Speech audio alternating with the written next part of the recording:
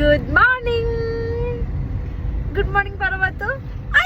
ഇപ്പത്തെ എന്റെ പണി എന്താന്ന് വെച്ചാല് രാവിലെ എണീക്കുക, പല്ലിയേക്കുക, പാത്തൂനെടുക്കുക, പണിക്കുക. ഇന്ന് എന്റെ കുഞ്ഞിപ്പാത്തിന്റെ ഡേയ്മൻ ലൈഫ് അണ്ടങ്ങളും കാണണല്ലോ ഞാൻ എന്തൊക്കെയാണ് അനുഭവിക്കുന്നുള്ളത്. അപ്പൊ കിട്ടിയതെല്ലാം കൂട്ടി പറക്കി ഓൾറെഡി ഞാൻ സലൂണിൽ പോവാണ് കേട്ടോ. ഷോപ്പിലെത്തിയ പിന്നെ എന്റെ പാത്തൂനെ പിടിച്ചാൽ കിട്ടില്ല. അവിടെ ഇവിടെ ഒക്കെ പോയി നടന്ന് എല്ലാം പറക്കിയെടുക്കലാണ് ഉള്ള പരിപാടി. അവിടെ ഒന്ന് കച്ചറാക്കിയതിന്റെ ശേഷം കുറച്ച് റെസ്റ്റ് ടൈം എന്ന് പറയുമ്പോൾ കാർട്ടൂൺ കാണലാണ് കേട്ടോ മൂപ്പരാളെ പരിപാടി. കാർട്ടൂൺ കണ്ട് ബോറടിക്കുമ്പോൾ പിന്നെ ഒന്നും നോക്കൂല, അടുത്ത സെക്ഷൻ വലിച്ചിടാൻ പോകും. ഇതിപ്പോ ഒരു റുട്ടീൻ ആയതുകൊണ്ട് എനിക്ക് വലിയ സങ്കടമൊന്നുമില്ല. അങ്ങനെ അവളെ തിരിപ്പിടിക്കലൊക്കെ കഴിഞ്ഞിട്ടുണ്ടെങ്കിൽ കുറച്ചു നേരം ഭക്ഷണമൊക്കെ കഴിച്ചിട്ട് ഉറങ്ങാൻ നിൽക്കും. ഉറങ്ങൽ കഴിഞ്ഞിട്ട് തന്നെ വീണ്ടും പരിപാടി ടാറ്റൊക്കെ പറഞ്ഞിട്ട് എവിടെക്കോ പോകുന്നുണ്ട്. അങ്ങനെ വഴിയിൽ കണ്ട ഒരാളടുത്ത് ചോക്ലേറ്റ് വാങ്ങിച്ചിട്ട് ആ തിന്നത് കോലാണ് നിങ്ങൾ ഇപ്പൊ കാണുന്നത്. ഞാനൊരു കഷ്ണം ചോദിച്ചതിനാണ് ആ ഇറങ്ങിയിട്ടാ പോകുന്നത്.